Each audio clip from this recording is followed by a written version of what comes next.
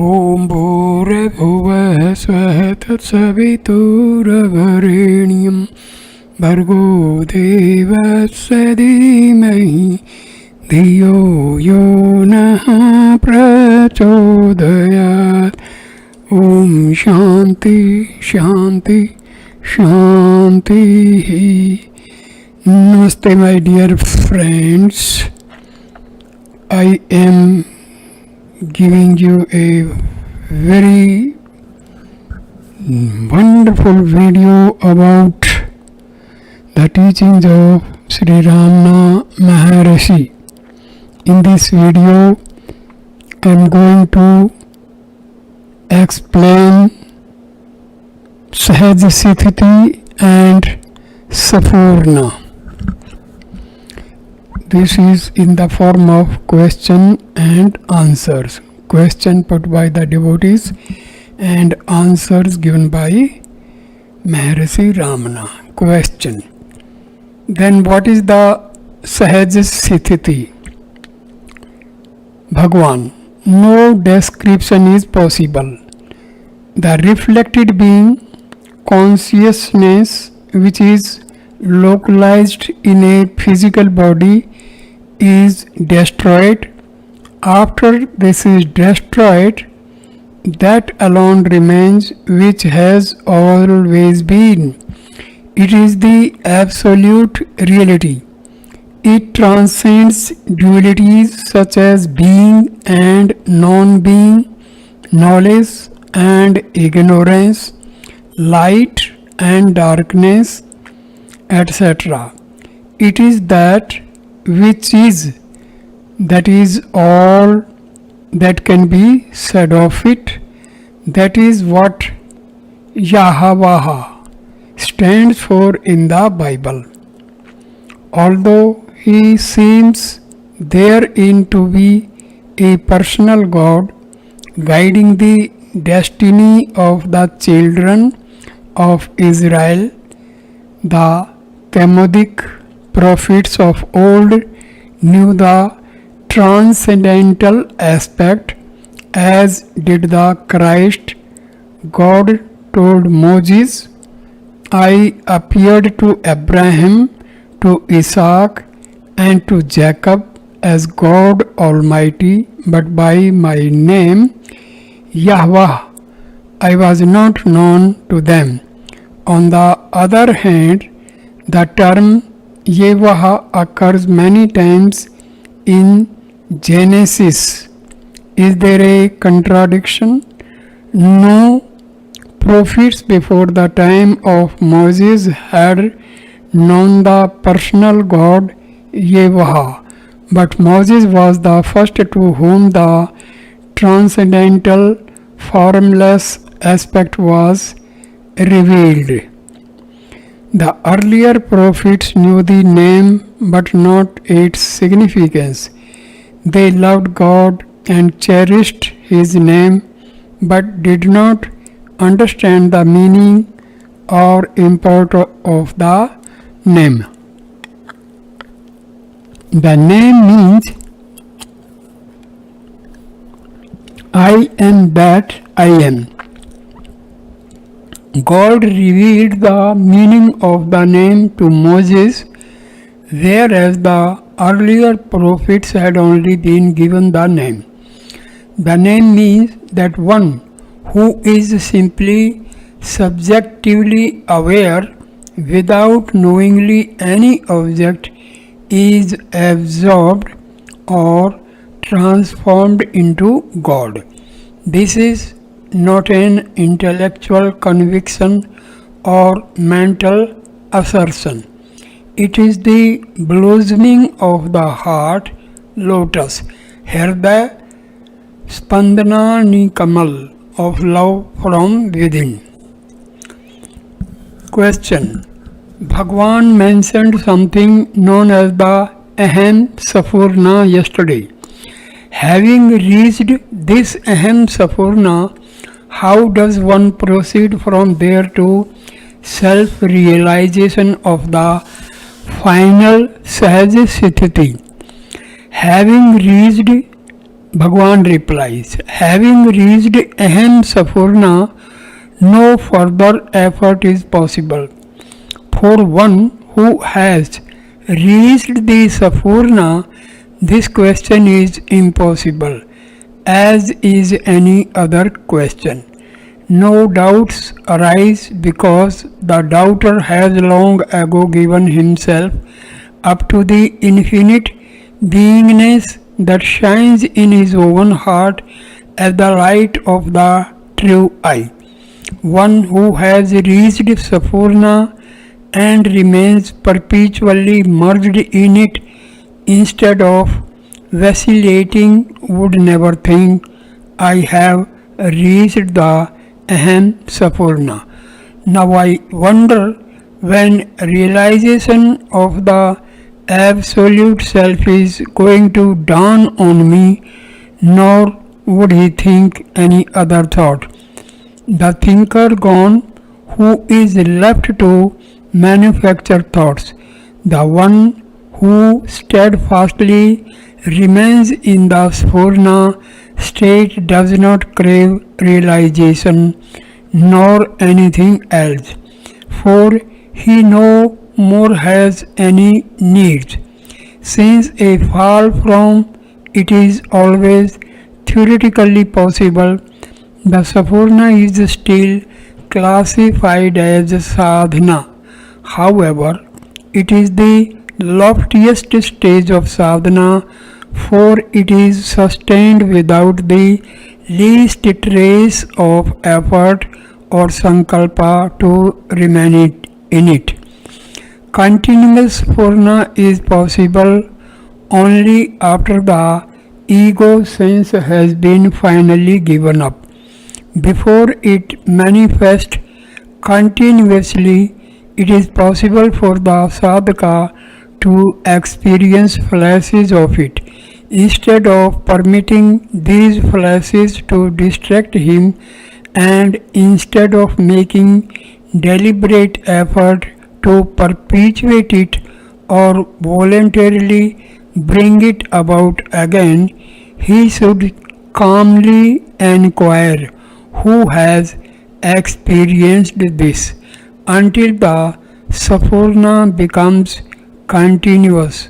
Once the Sphurana becomes the permanent state, it is also in due course extinguished like the combustion of a block of camphor is complete when neither camphor nor flame is seen anymore and only reality remains. That is the Sahaj Sthiti of the Jnana Siddha about which you are asking.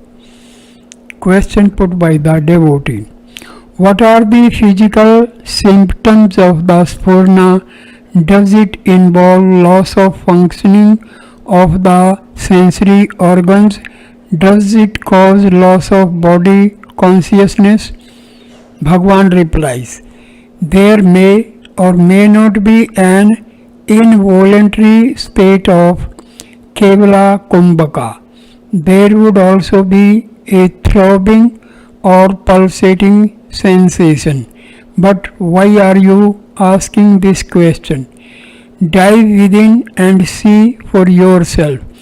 The important thing is that in the state of Sphurana, there is no such thing as making a decision. Everything is decided by the higher power, and your mind, having lost the ability to measure variety or make value judgments, stands reduced to mere consciousness of being. Sensory organs function normally, and the alienation of body consciousness is yet to be complete. But the events of the outer world are mere witnessed detachedly without any aversion or fascination, as one watching a cinema picture without the slightest interest, Actions are not premeditated but spontaneous. The body becomes a tool in the hands of the Almighty. Ecstasy floods the soul and blinded by the spell of divine intoxication. One weeps and laughs, sings and shouts without apparent purpose. These are only visible external symptoms of the deep pulling within and may not manifest in all. I was like that in Madurai, shedding tears of longing at the Meenakshi temple without having the slightest clue why. Even the thought, why are we crying, did not occur. Not all may obtain the experience of weeping for God, not knowing whether they are weeping in the anguish of yearning or in the ecstasy of fulfillment and not caring. The important thing is whether inwardly the Deha Atma Buddhi or Kartritva Buddhi has been sundered or not. If the I am the body mind complex idea is completely abandoned, not a trace of sankalpa or volition remains. I did not decide, let us go to Tiruvannamalai.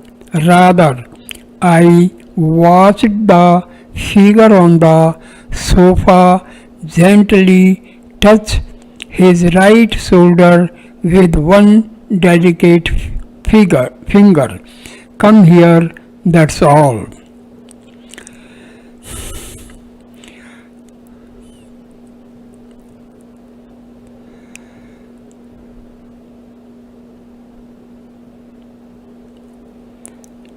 Question: in talks with Ramana Maharshi, it is said as follows: a realization of jnana is always a virti. There is a distinction between virti jnana or realization and Saurupa, the real. Saurupa is jnana itself. It is consciousness.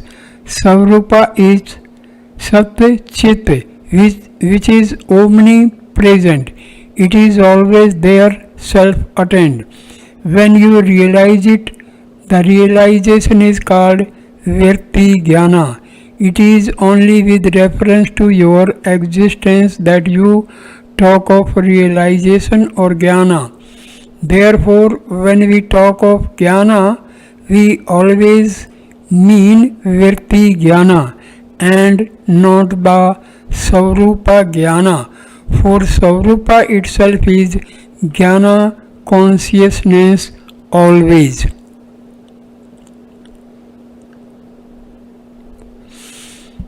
Further, the devotee asks Bhagwan to explain it further. Bhagwan now explain further. When the mind ceases to take any interest in the objective world and remain volitionlessly and effortlessly abiding in its native primeval state of pure beingness, it is Virti Jnanam.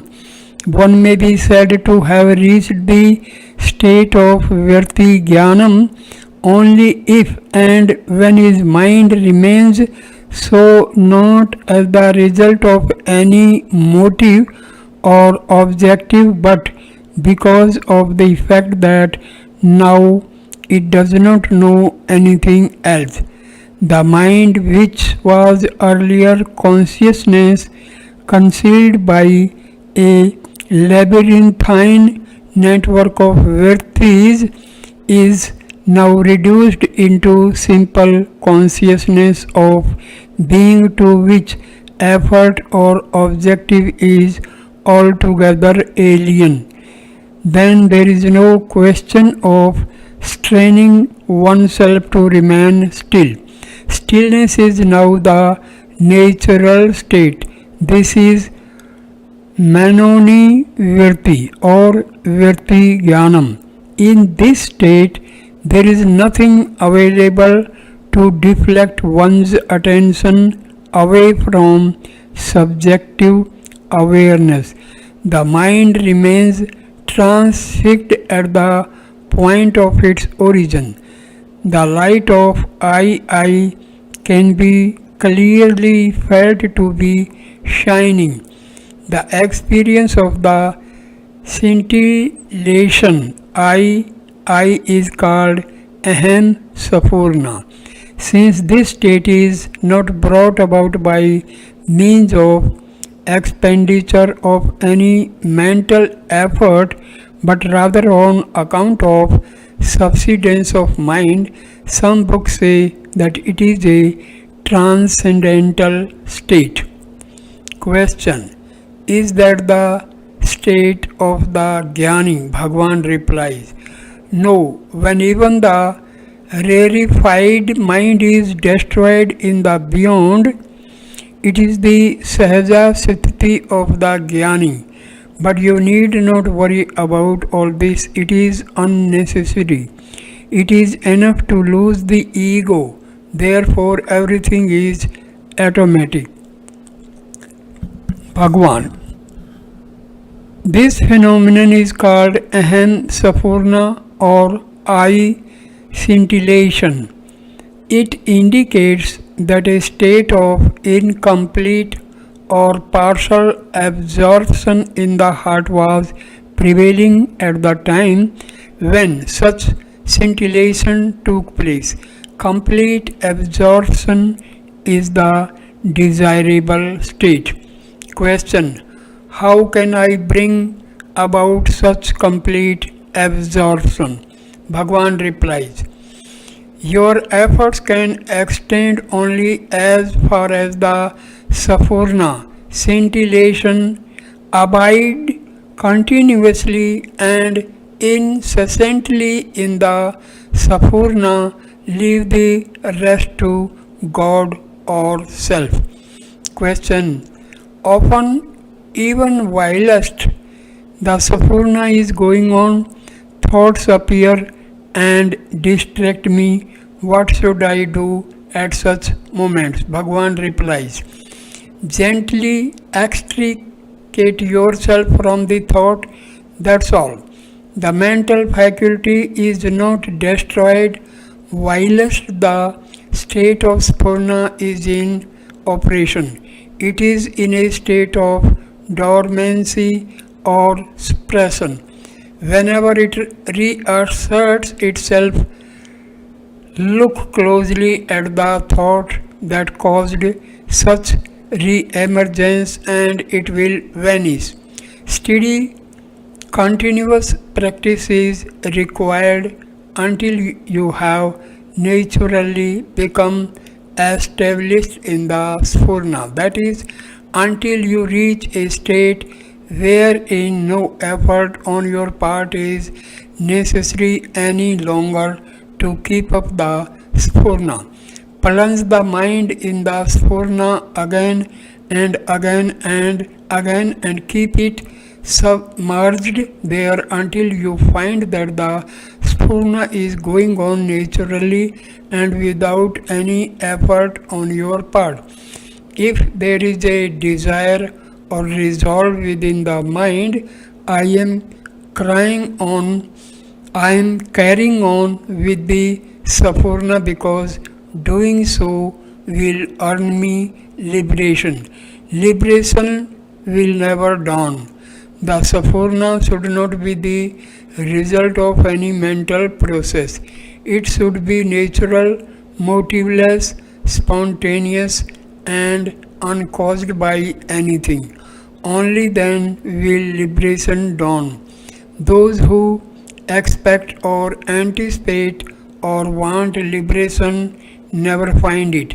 Abandon yourself to the Sphurana unconditional and it will liberate you. Question put by the devotee. What is the difference between the state of Nirvikalpa Samadhi and that of Aham Sphurana, if any? Which is the superior state amongst these two and which is the supreme state? Bhagwan replies, both are equally worthy. In Nirvikalpa Samadhi, body consciousness might be absent. Nirvikalpa plus body consciousness leads to Aham Sphurana.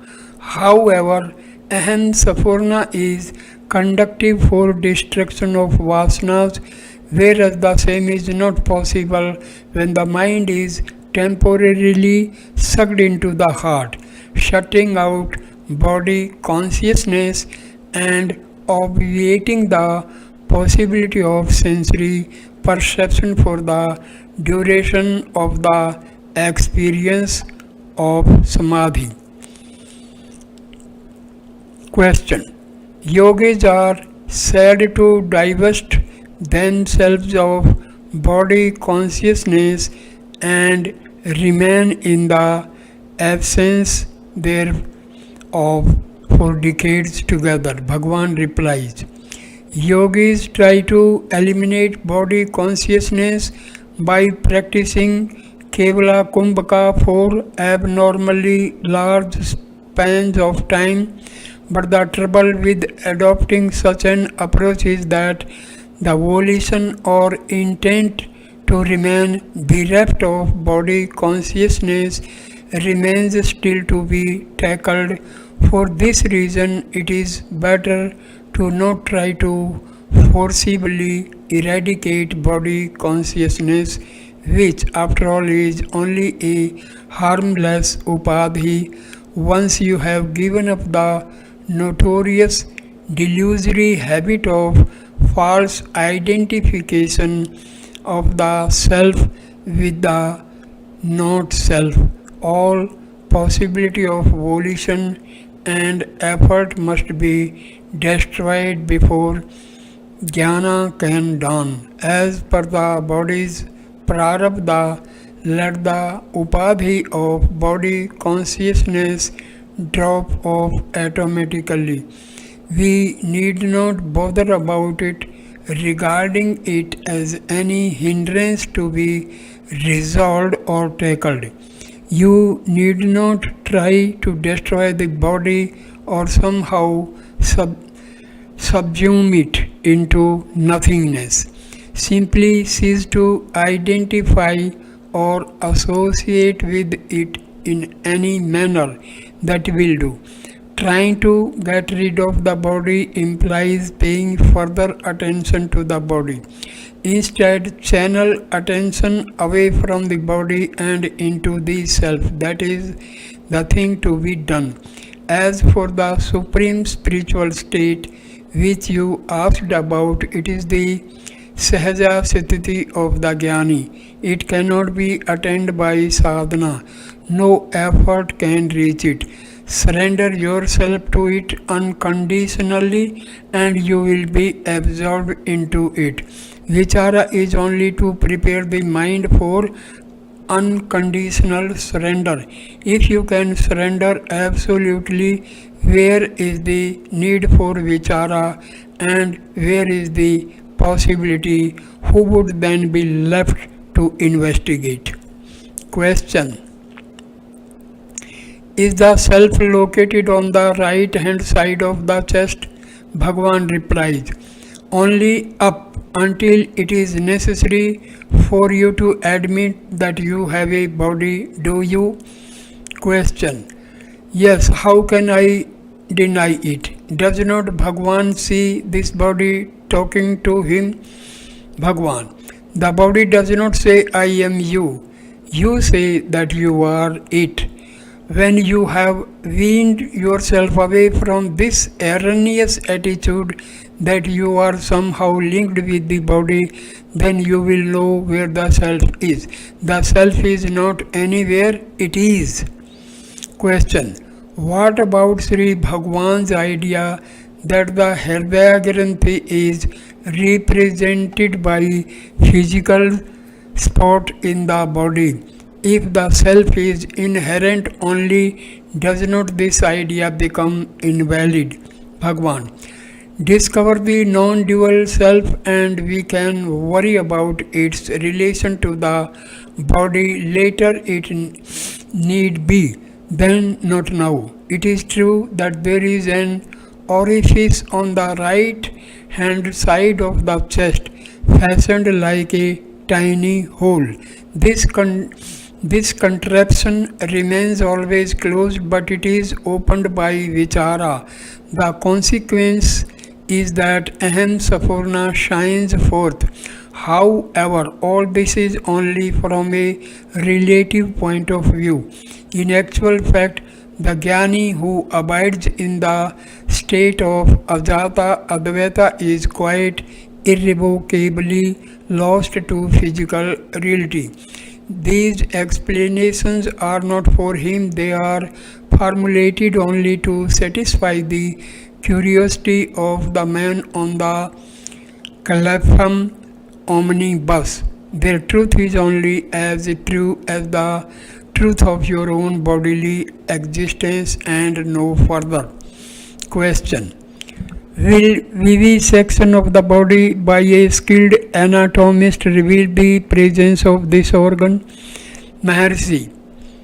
No, it is on the subtle plane. Question. Well, using a microscope then? Bhagwan. I mean to say that in my experience it is purely a locus for accumulation of mental energy. It might not have any physical coefficient. However, a physical sensation of pulsation or throbbing might be felt at the region. The fact is, such matters are not at all important. The things to do, or rather undo, is to realize the self. Whatever you experience is beside the point. Who is the experiencer? That is the critical question. Question. In the Japanese concept of satori, the same as the Hindu concept of moksha. Bhagwan. No, story is spanda bharja, samadhi or aham Sphurana. What is the I? Is it the same as jnana? Bhagwan. No, I is the stage before the sahaja sthiti of the jnani. It is known as aham Sphurana, I pulsation. When the Sphurana becomes continuous, unstoppable and spontaneous, that is when it has solidified itself, so to speak, into a permanent phenomenon, it leads to the sahaja sthiti, the state of the jnani. In Vedantic parlance, aham Sphurana is known as virti jnanam. It may otherwise be known as cosmic consciousness.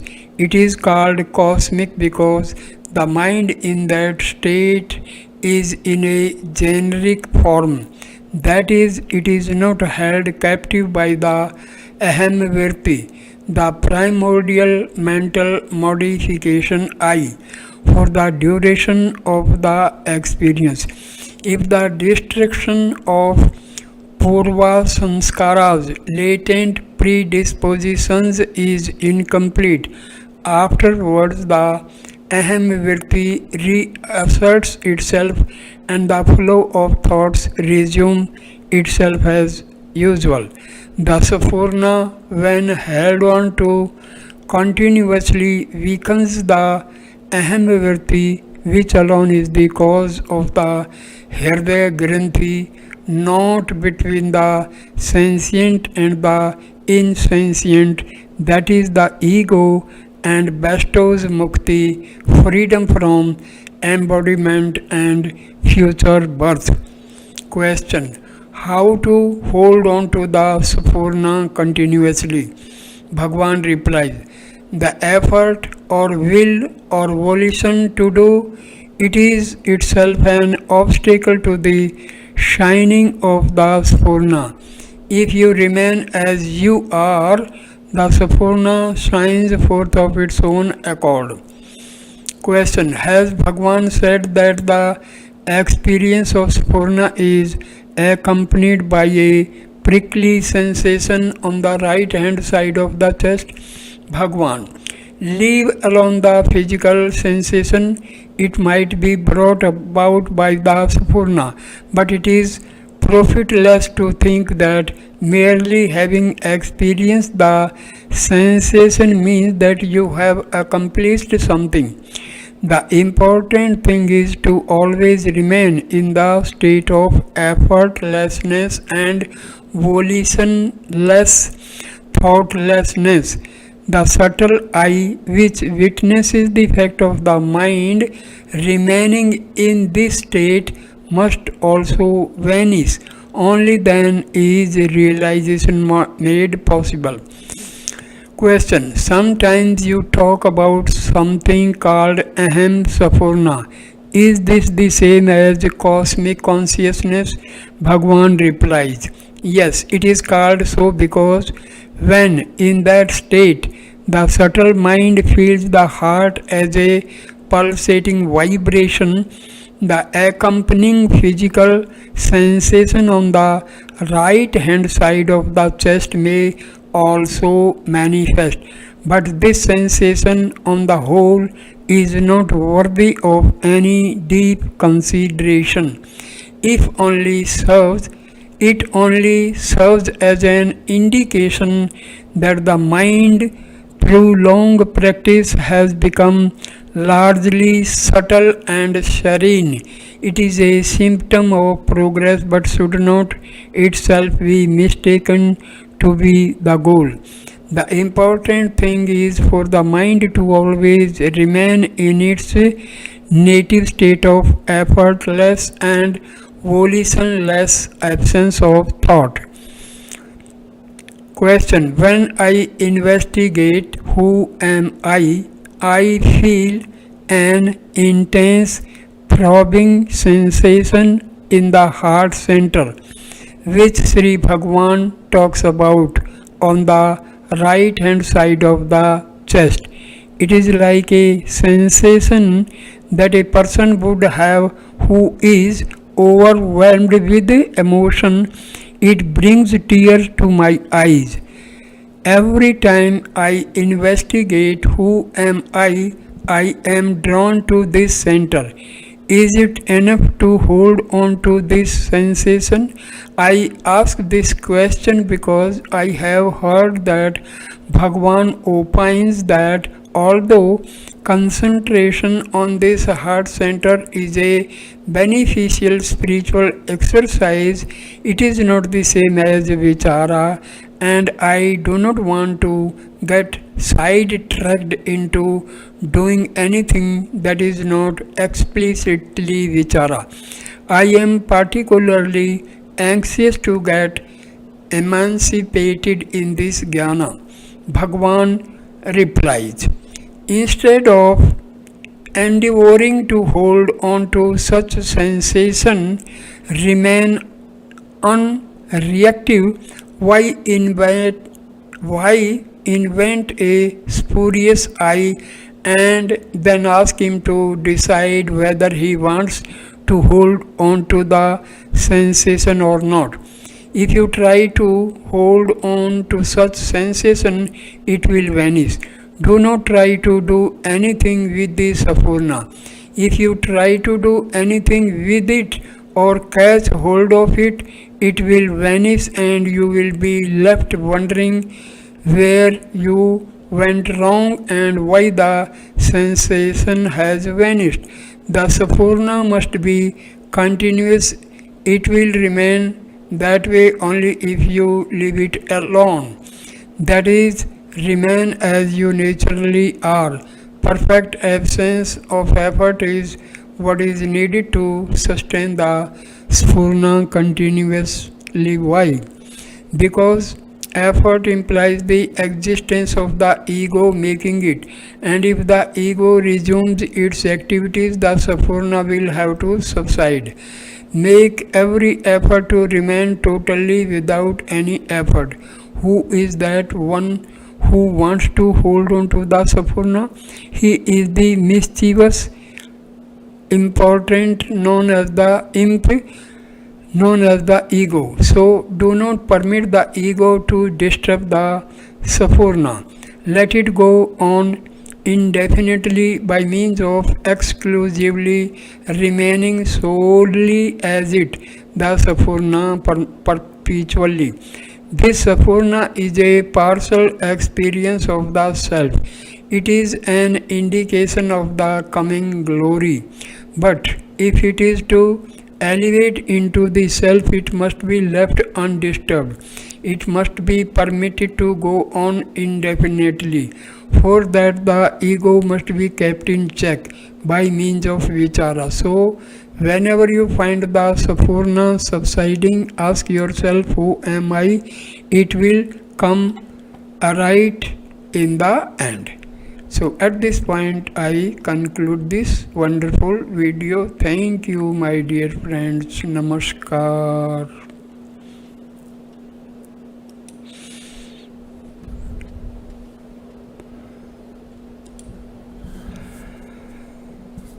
A devotee requests Maharshi Ramana to give some more details about heart and its movements. So Maharshi replies, the heart is the seat of knowledge and the knot of ignorance. It is represented in the physical body by a hole smaller than the smallest pinpoint, which is always shut.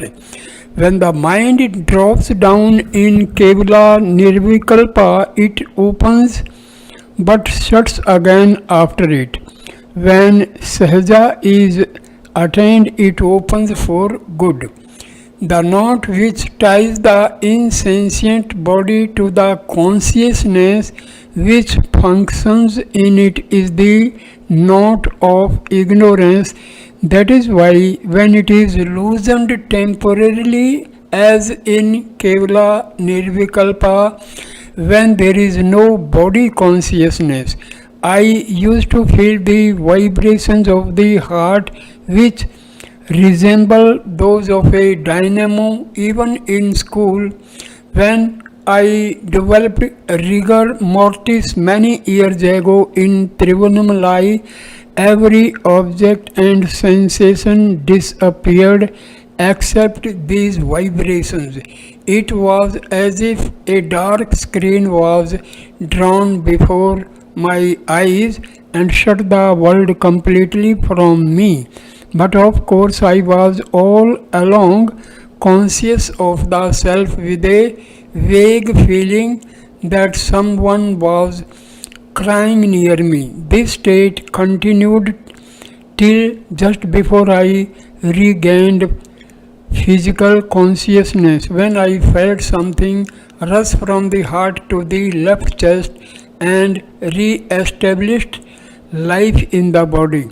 A sudden fear, sudden joy, or a shock makes the heart vibrate very forcefully so that it can be felt by anyone who pays attention to it. Otherwise, if it is felt only in samadhi. Devotee puts another question: does the inquiry, who am I, lead to any spot in the body? Maharshi replies, all self-consciousness is in relation to the individual himself and therefore has to be experienced in his being, with a center in the body as the center of experience. It resembled the dynamo of a machine which gives rise to all sorts of electrical works. Not only it maintains the life of the body and the activities of all its parts and organs, conscious and unconscious, but also the relation between the physical and the subtler planes on which the individual functions. Also, like the dynamo, it vibrates and can be felt by the calm mind that pays attention to it. It is always to the yogis and seekers by the name Sphurana, which heart I throb ever scintillates with consciousness in the natural state. Devotee is the vibratory movement of the center felt continuously with the experience of pure consciousness or before or after it. They are, Maharshi replies, they are both one and the same, but Sphurana can be felt in a subtle way even when meditation has sufficient stabilized and depend and the ultimate consciousness is very near, or during a sudden great fright or shock when the mind comes to a standstill. It draws attention to itself so that the meditator's mind, rendered sensitive by calmness, may become aware of it, gravitate towards it, and finally plunge into the self. Devotee, what is Sphurana? A kind of indescribable but palpable sensation in the heart center. Maharshi, Sphurana is felt on several occasions, such as in fear, excitement, etc. Although it is always and all over, yet it is felt at a particular center on particular occasions.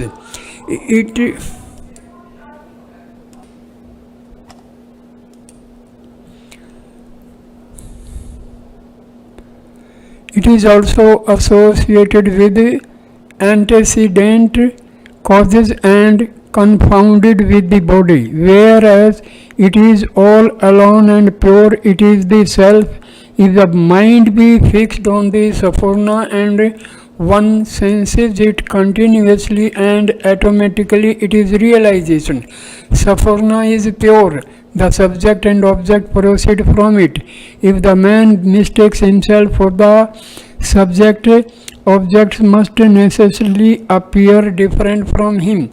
They are periodically withdrawn and projected, creating the world and the subject's enjoyment of the same. If, on the other hand, the man is aware and the light which makes perception possible to be the screen on which the subject and objects are projected, there can be no confusion. One can then remain watching their appearance and disappearance without any perturbation to the self. Devotee, what is the nature of the heart? Does the spiritual heart beat? If it does not beat, then how is it to be felt? Maharshi replies, this heart is different from the physical heart. Beating is the function of the latter. The former is the seat of spiritual experience. That is all that can be said of it.